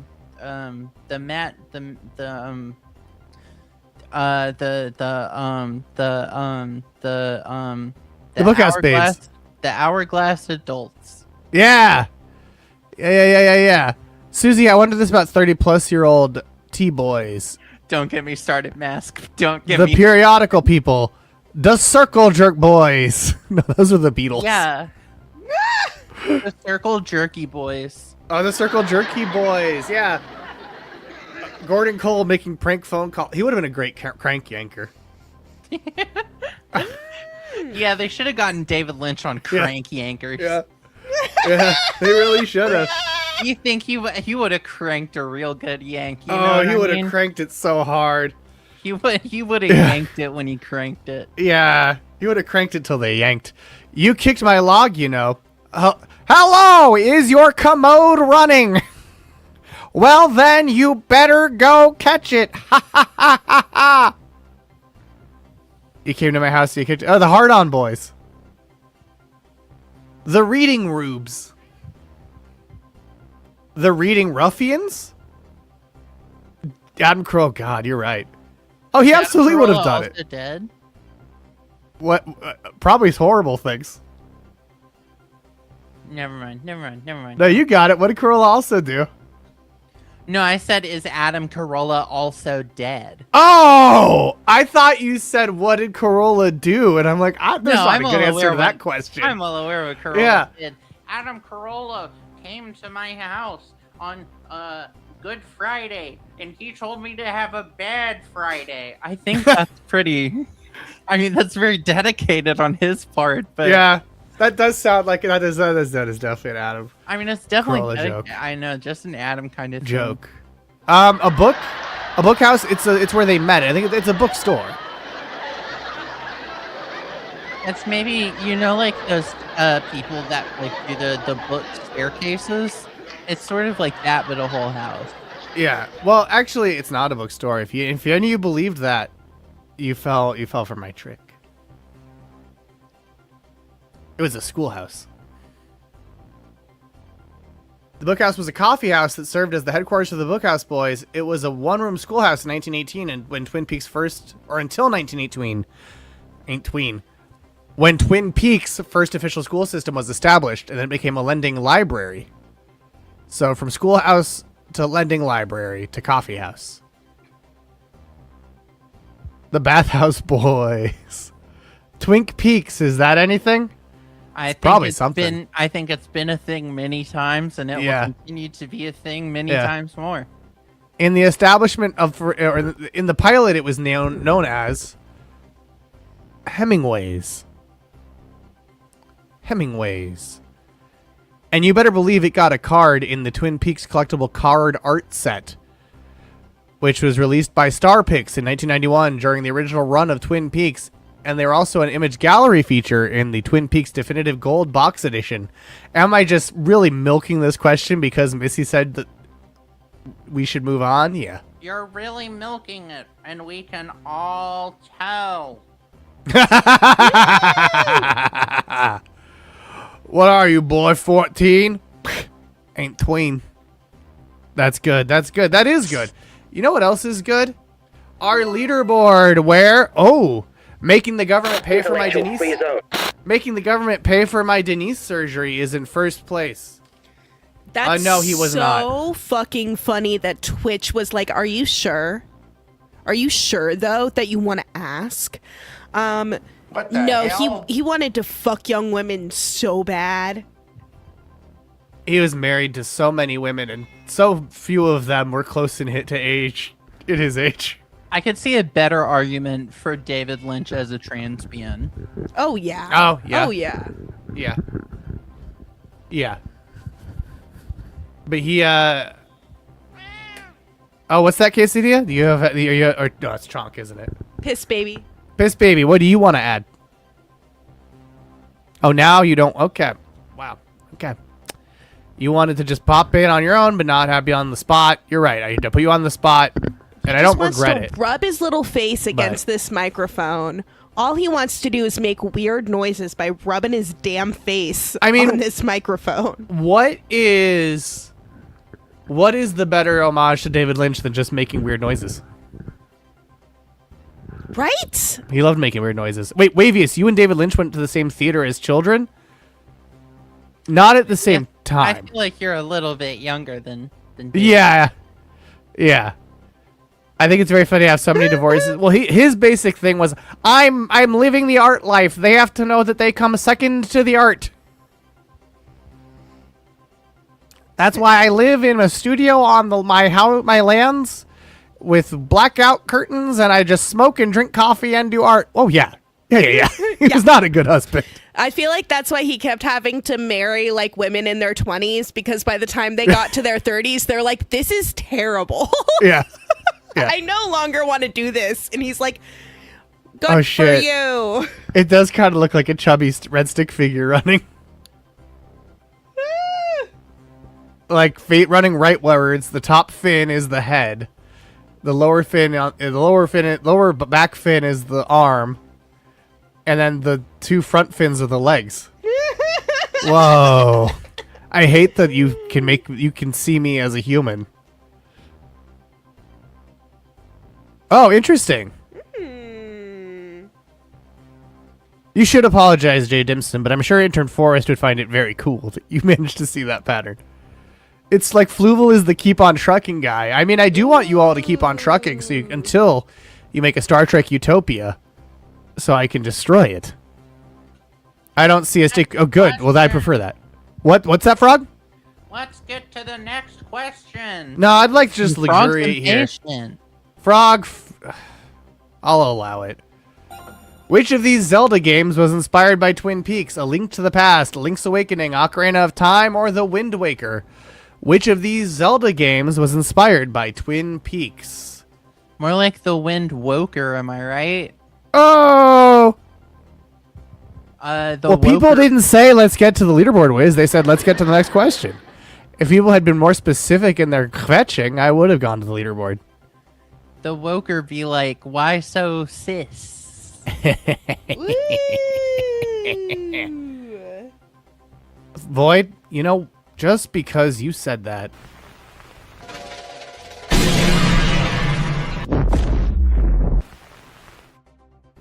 There.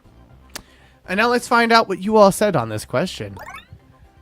A Link to the Past is what 2 of you said. 5 of you said Link's Awakening. 3 said Ocarina of Time. 1 of you said The Wind Woker. Do you know the answer to this, Frog? Not a clue. Okay, well, the hint was right in front of all of you. Because the correct answer is Link's Awakening. And a quote from the designer was, I was talking about fashioning Link's Awakening with a feel that was somewhat like Twin Peaks. At the time, Twin Peaks was rather popular. The drama was all about a small number of characters in a small town. So I wanted to make something like that. While it would be small enough in scope to easily understand, it would have deep and distinctive characteristics.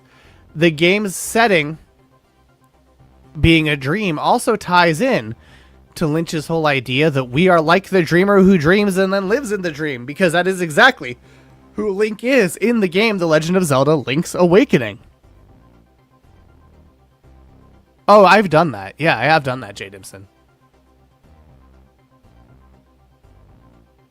So yeah, it was Link's Awakening. It's kind of like the can God heat a burrito, make a burrito so hot that even he cannot eat it? Can Fluval make a question where all of the answers are wrong? Yeah, except there is a clear answer because I have done that. Hence the main difference. But let's now go to our leaderboard, where making the government pay for my Denise surgery is holding on to first place. Oh, Laura Palmera Kowalmera in second. How did Missy get in the percolator in third? I know even less about Twin Peaks than I do Farska in fourth, and Bootleg Bob in fifth. Making the government pay for my Denise surgery gained the most points on that question, getting 879, while Super Deformed lost 715 points, meaning they lost the most points on that question. Overall, making the government pay for my Denise surgery answered the fastest, getting 879 points, and answering in 5.45.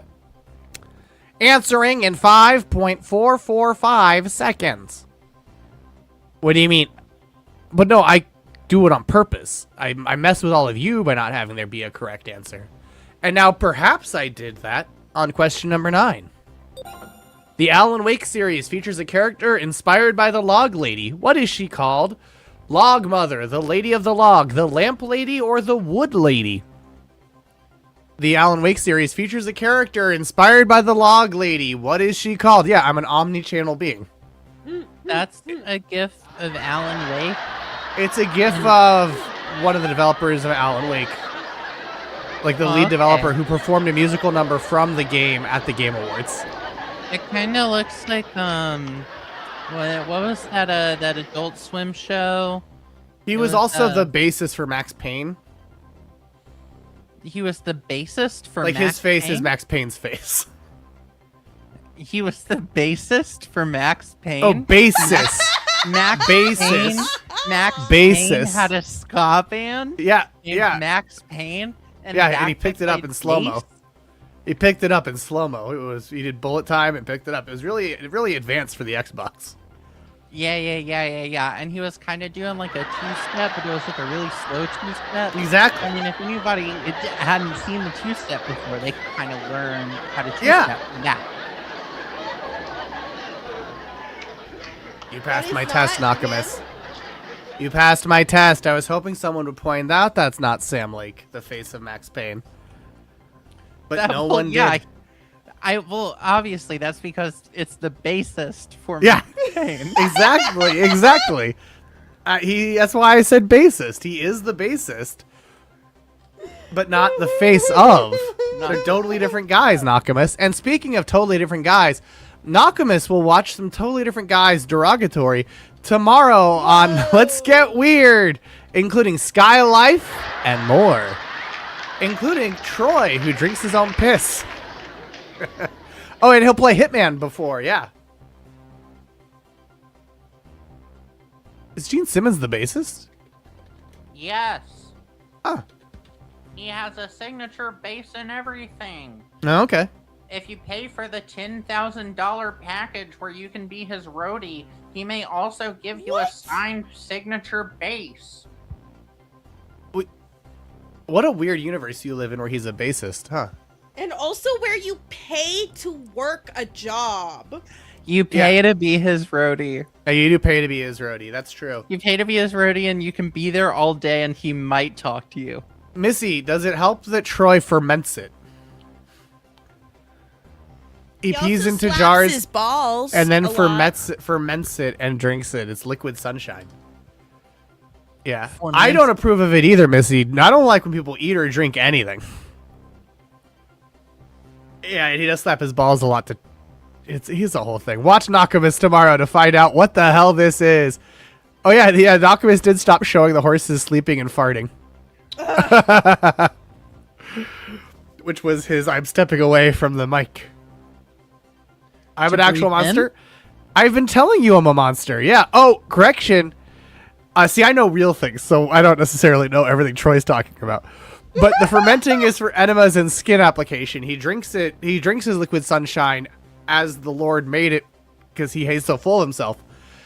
And then the fermented one is applied to skin and face. That's where the coffee comes from. Yeah, that exactly. He must have worked with you at Phil's. He's our brother. Oh, okay. He's the long lost Phil's brother. Troy Jabber. Troy Jabber, and it's me, Jacob Jabber. Yeah, you're Jacob Jabber, the frog. I love this.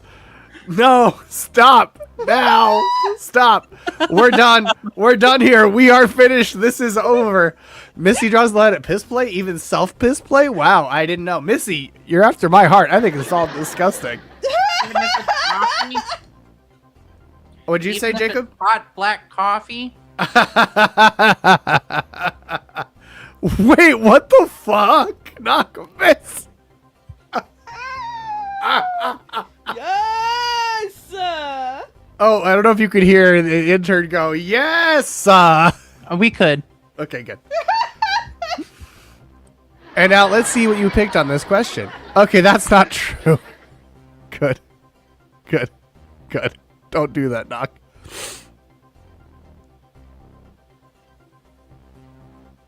This is why I don't have internet, guys. People are way too comfortable being gross about here. When we refresh our website, we're going to have to put that as like a pull quote from WizWorld Live. People are way too comfortable being gross around urine around here. Put that on your Patreon. Yeah. Whenever we do posters for this show, that'll be on there. That's true. We did show Mr. Hand as a Smash Brothers boss earlier. Well, 0 of you said Alan Wake features the Log Mother. 1 said the Lady of the Log. 8 of you said the Lamp Lady. And 1 said the Wood Lady. The correct answer is the Lamp Lady. It is, in fact, the Lamp Lady. And there's actually a lot of Twin Peaks references in the Alan Wake games. And this wiki page has a whole list of cultural references from the game. But I'm just going to skip on down. Where is to Twin Peaks. Where the town of Bright Falls is just basically Twin Peaks. The Oh Dear Diner is a reference to the Double R Diner. The Cauldron Lake Lodge is the Great Northern. Like, it's just, it is one of the main inspirations for the game. Much like Farscape is one of the main inspirations for the Guardians of the Galaxy movie. Well, H-Dub, you can say that.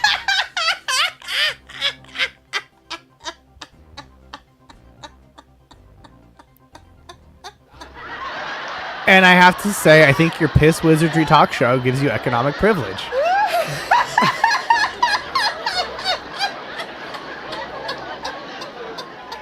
What's Farscape? Farscape is an Australian-American science fiction television series conceived by Rockne S. O'Bannon and produced originally for the 9 Network. And this Friday, Emily will say farewell to Farscape at 3 p.m. Pacific, 6 p.m. Eastern, right here at live.radiofreemultiverse.com. So, I have not yet finished all of the GIFs that I plan on making for Farscape. Right, Emily is having intern Cooper here make GIFs. 184 GIFs so far. Farewellscape. So yeah, what I'm hearing is 11 minutes of show. 2 to 3 hours of tribute montage. Yeah. Yep. Yeah. Okay. Yep. No, they're GIFs. They're not WebMs. More like Nearscape. Got him, blog. More like H near Dub's far thrilled. wherever you are, Scape. Am I right? Yes. We are absolutely looking at every single one of them. Of course you are. Why else would we have contracted out? Amazing to not restart the episode. Furthermore, this weekend, I did meet a clown Oh, yeah. who has just started watching Farscape Completely independently. completely independently because their friends were like, you'd like Farscape. And they do. They love Farscape. I believe they said you like puppets and bondage. Yeah. And they were like, you'd love Farscape. And they were like, you know what? I do love Farscape. So I got to spend the whole Bachelorette weekend just dropping random facts about Farscape to their utter delight. Yeah, like telling them, did you know a ton of the costumes were just actual bondage gear they bought at shops? And like, yeah, that makes sense. Yeah. Whoa, base. Right?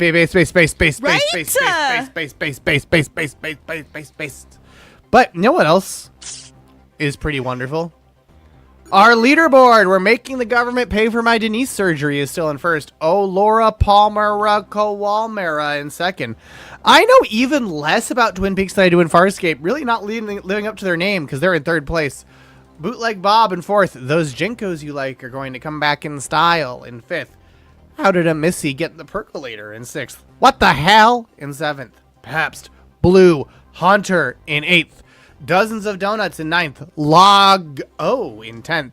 More like twin stilted directing style. Hi, Frankie. In 12th, I have no puns. In 13th, but Doctor, I am Poglia Hunter.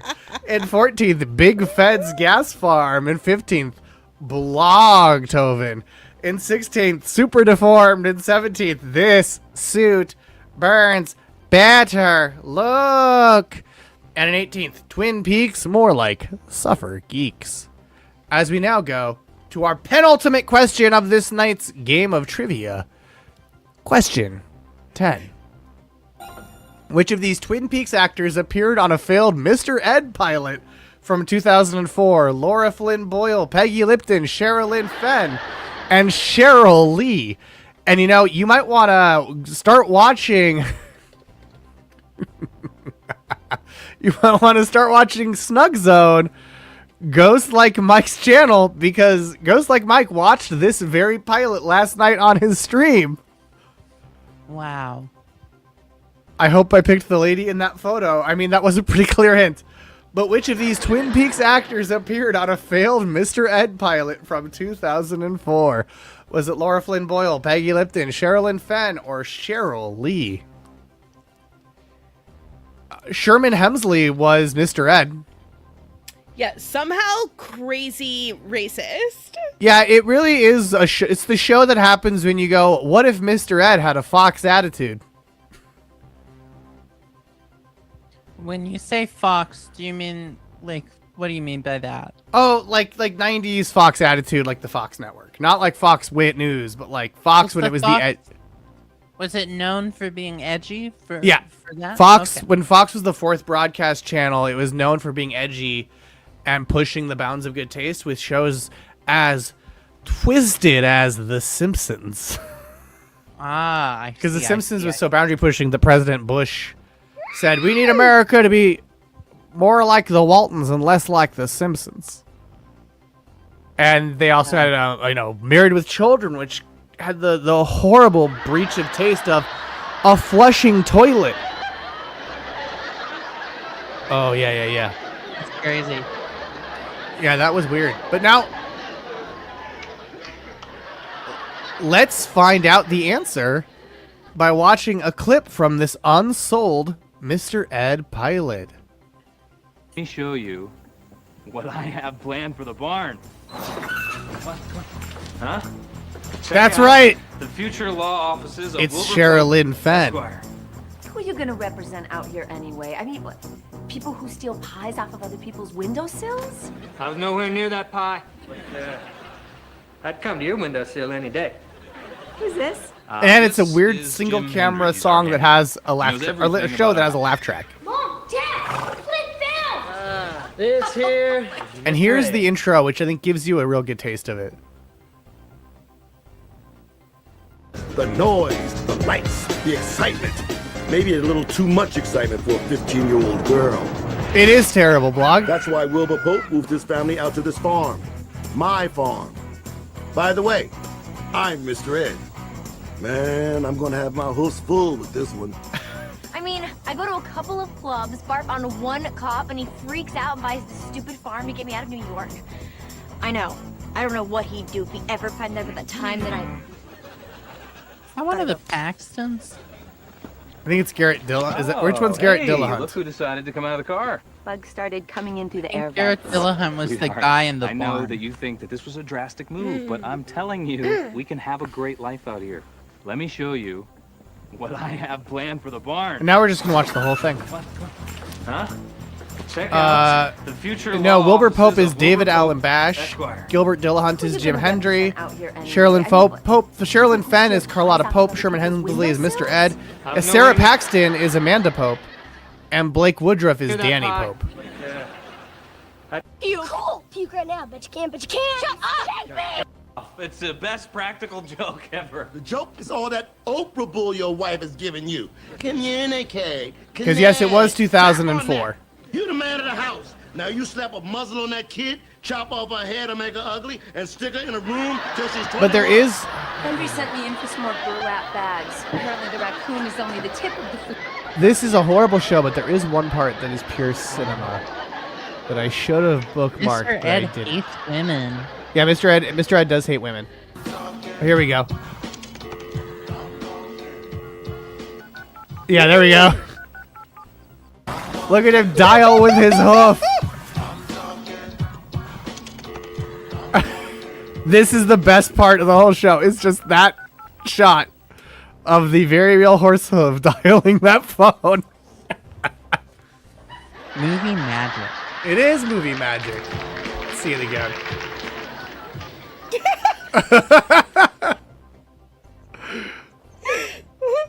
The whole show is so crazy and not worth watching, but it would inflict suffering on you if you did. And as Ghost Like Mike noted, it looks worse than when they just put peanut butter in the horse's mouth. Like the CGI mouth movements are just so much creepier. But how many of you realized that it was Sherilyn Fenn? Only 4 of you. Most of you got it wrong, which is great news because that means there's a lot more suffering. But not making the government pay for my Denise surgery. They got it right. Even though those Jinkos you like are going to come back in style, gained the most points, gaining 899 points. Wow. How did a Missy get in the percolator? Lost the most points. Losing 935 points. Oh, wow, blog. Holy shit. Whoa. What? I mean, look, this episode is now a combination of comedy and darkness, which is the perfect tone for something celebrating Twin Peaks.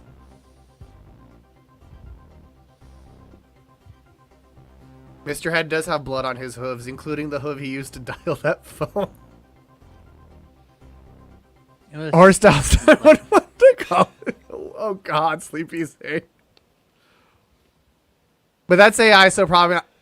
Blog? Don't paste. You don't need to just do the research. Don't just paste in the AI overview here. Who are you, intern's mom? Who printed out and who printed out the AI overview of one of her questions to take notes on. Yeah, she printed it out, took notes on it, and sent a photo of it with her notes on it to intern. Oh, he was also in couples therapy. Yeah, I bet that was a bigger factor than the Mr. Ed TV pilot. They also use a remix of the as their the Mr. Ed theme song as their like music to transition from scene to scene. He had SNL money, damn. Peak Mom, Peak Mom, Peak Mom. He invented Zoolander? Wow. Wow, I bet, you know what? I think the horse did. I think the horse invented Zoolander. But it's because Google forced that on me that I was shocked. That's true. Google played a part. And you know what else is shocking? This final question is about Twin Peaks. Yeah. Wager all your points, or Yes. You're a dweeb. And Exactly. Not a stolen. If you don't wager all your points, you're a dishonorable dweeb. So Sleepy Zane's not a dishonorable dweeb. Just following a horse around the city with cameras 24/7. Like that episode of Insomniac with David Attell. Bet your points or die. Would you bet your points, Intern, if you were playing this game? Well, I'd have to. Exactly. All in, baby, says Opala Koala. I hope that Frankie, who insulted David Lynch's directing style, went all in on his points. In 1993, David Lynch directed Twin Peaks commercials for which Japanese coffee brand? Boss, Georgia, Royal Coffee, or UCC?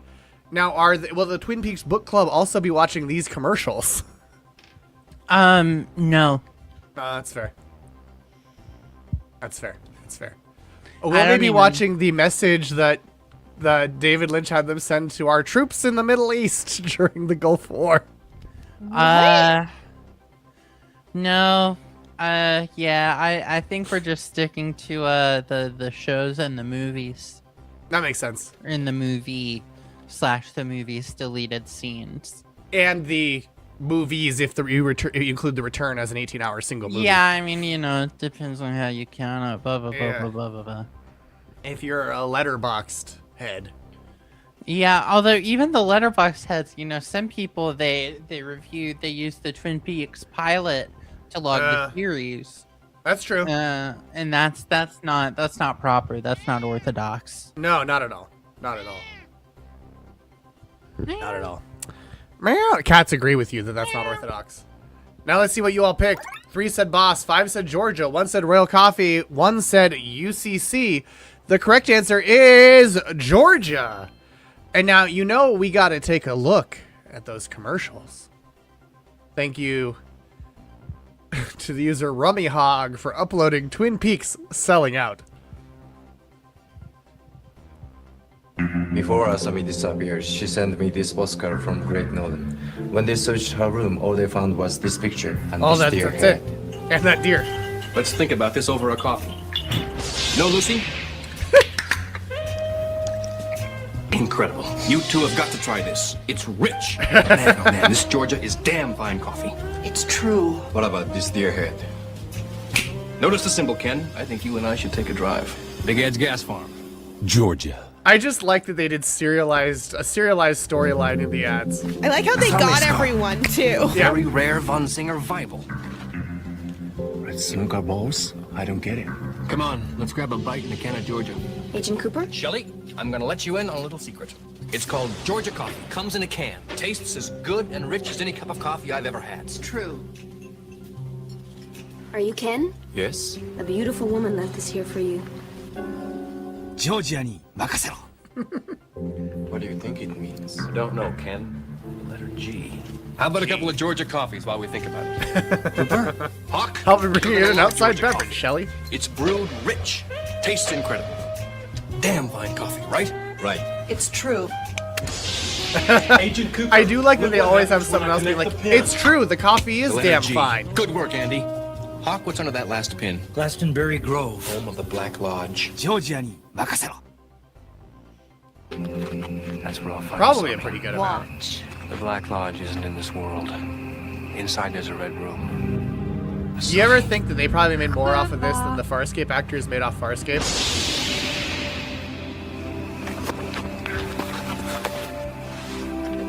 私はどうしたの？どこにいたの？もう大丈夫だよ。Georgia. Great idea, Ken. Brewed rich. Tastes incredible. Georgia's all around. Georgia ni makasero. Yeah, brother, chug that coffee. The last one's my favorite because of the like, that's right, I just got reunited with my wife. I know. We'll have a canned coffee together. Yeah, she almost died. Let's have a coffee at 2 a.m. And now here is Okie dokie, old buddy. Action. Special Agent Dale Cooper here, sending out a great big hello from everyone at Twin Peaks to all the Allied forces out there in the Middle East. We want you to know that you're missed, you're loved. I want you to come home soon. Here's your pie, Agent Cooper. Well, thanks, Shelley. Say hello to the Allied forces out there in the Middle East. What the hell? Hi, guys. Keep doing a great job. Good work. And from the crew as well. Just love out of focus Bobby with Yeah, a out of fucking focus cigarette. Bobby Briggs is great. Got it.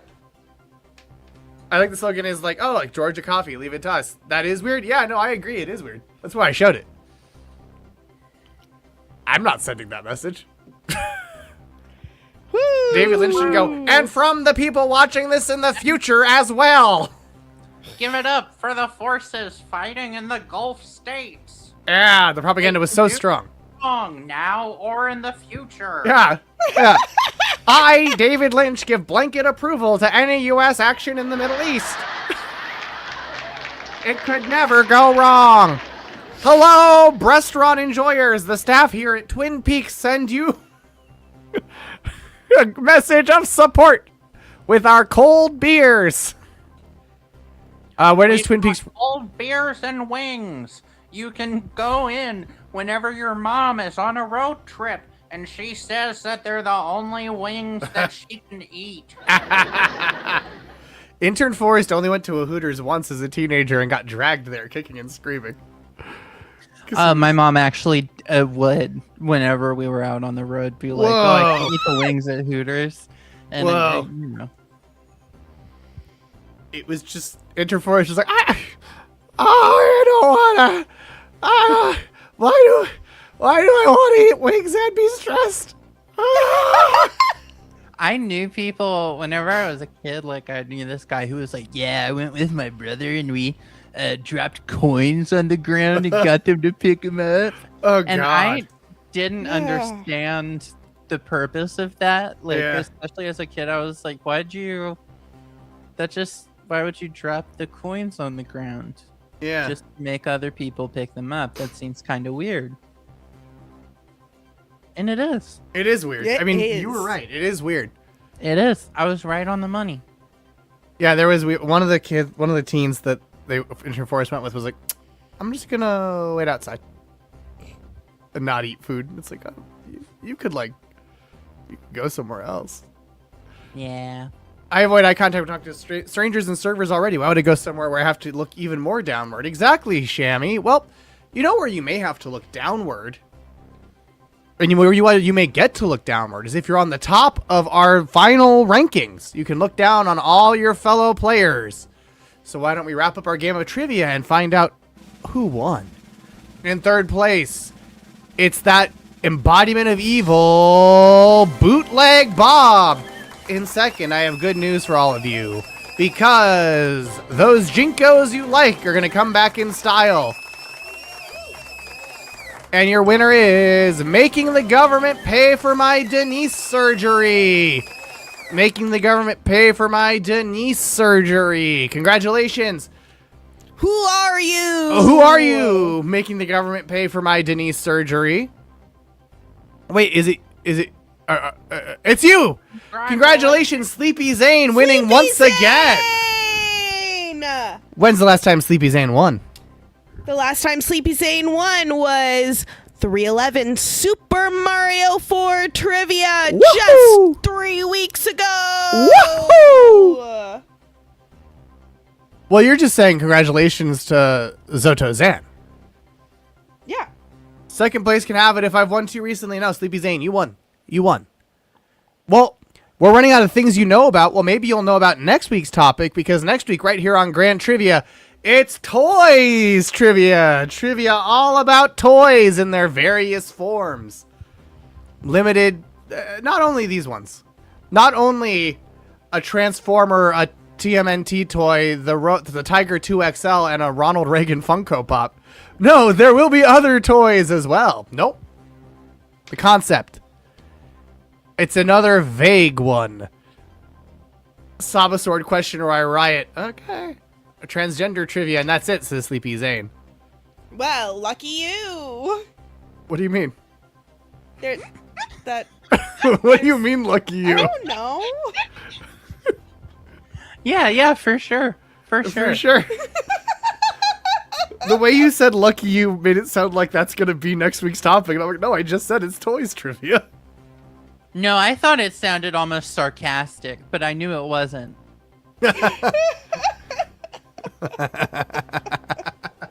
Look, intern is sick and is only joining us in orb form for a reason. That's true. No, that's Intern's okay. friend comes out and trains an intern responsible. La-di-da, lucky you. Lucky you, trivia next week. Susie, thank you so much for joining us for Twin Peaks Trivia. What do you have to plug? Thank you for having me. I am going to be a little selfish and plug my Venmo and my Susie, because I have been unemployed for going on 2 years and it sucks. Yes. I'm one of those unemployed trans women you've heard so much about. So if you want to send, I don't know, like $5-10, that'd be lovely. Please do not feel pressured. If you send $10 or more, let me know a song to cover and I will record a song cover for you. With some stipulations, they're okay. Like, I'm not going to learn Polyphia for you. It's just going to be me and my guitar. But if you send 10 or more and you want me to cover a song for you, let me know what song. Yes, support Susie because she's the best and deserves Tip Susie for her time, Tip Susie baby. for her time. Thank you so much. And I think Jacob Jabber has something to plug as well. Yes, Jacob, what would you like to plug? Come drink my piss coffee any day of the week. That's come on, man. You really got to do better than this. I know, but it's all I've got, or else they'll take all my money if I don't advertise the piss coffee. It's true. They will come for your money if you don't, and I don't approve of what you do. I know. I'm sorry, Frankie. I'm sorry. I'm sorry to be so crass. Did you just call me Frankie? So crude. No. I'm addressing people in the chat who have discussed piss. I know. Frankie's resistance to piss talk. Yeah. And it's look. I'm truly deeply sorry. I mean, usually Jacob shuts up about this, so I Great point, Sleepy Zane. We do need a piss coffee versus Georgia coffee blind taste test. Oh yeah, they did take all his Woody Woodpeckers. Maybe that's why they left, because they were like, don't talk about piss.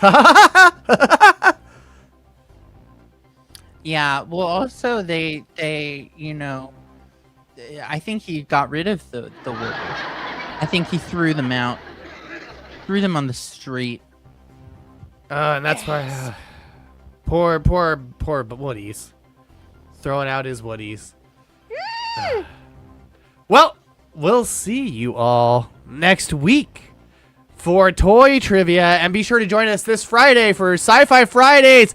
Farewell to Farscape, starting at 3 p.m. Pacific, 6 p.m. Eastern, and raiding on in as part of the Neo TGIF block to Video Health System, and then into WizWorld Live, who's going to the Seed Pack conference this week, and then into Nakamis, who will watch Kolchak the Night Stalker and the X-Files.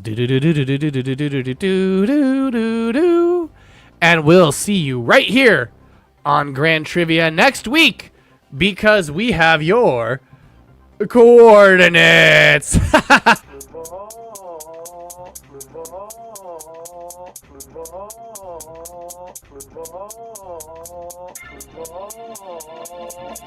Ladies and gentlemen, hey, Hunter here. Baby You're watching Rapper. Grand Trivia on Radio Free Multiverse. Keep rocking.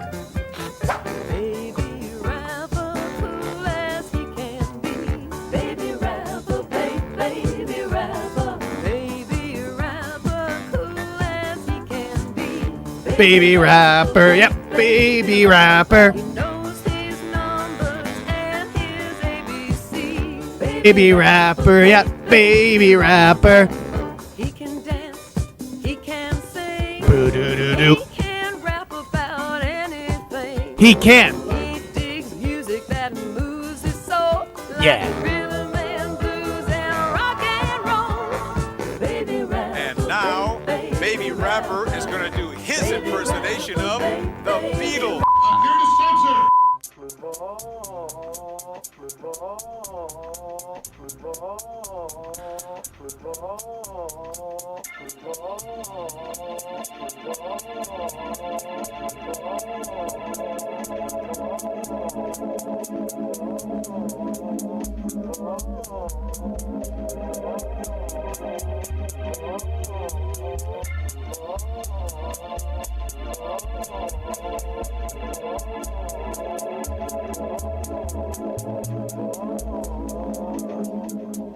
Ladies and gentlemen, Baby Rapper.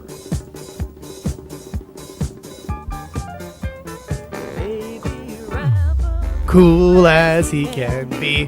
Baby rapper, baby rapper.